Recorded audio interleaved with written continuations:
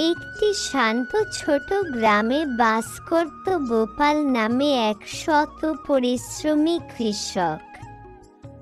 প্রতিদিন ভোরে উঠে সে নিজের জমিতে কাজ করত, গরু ছাগলদের দেখাশোনা করত এবং সন্ধ্যায় পরিবার নিয়ে বসে হেসে খেলে দিন কাটাত।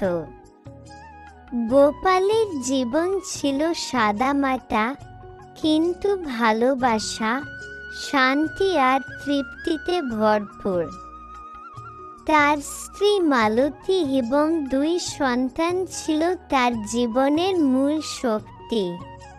যদিও তারা খুব গুণী ছিল না, তবু মিলেমিশে সুখী দিন কাটত।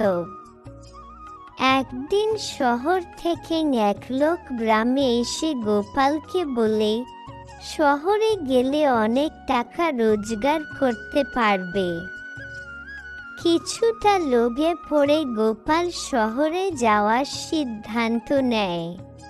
শহরে গিয়ে সে বুঝতে পারে, টাকার পিছনে ছুটতে গিয়ে মানুষ শান্তি হারিয়ে ফেলে। চারদিকে শুধু প্রতিযোগিতা আর ব্যস্ততা।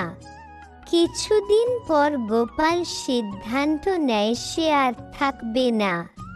সে গ্রামে ফিরে আসে। নিজের মাটির ঘর, ক্ষেত আর পরিবারের কাছে ফিরে গোপাল আবার নতুন করে জীবন শুরু করে। এই গল্প আমাদের শেখায়, জীবনের আসল সুখ টাকা নয়, বরং শান্তি, পরিবার আর প্রকৃতির সঙ্গে সম্পর্কের মাঝেই লুকিয়ে থাকে।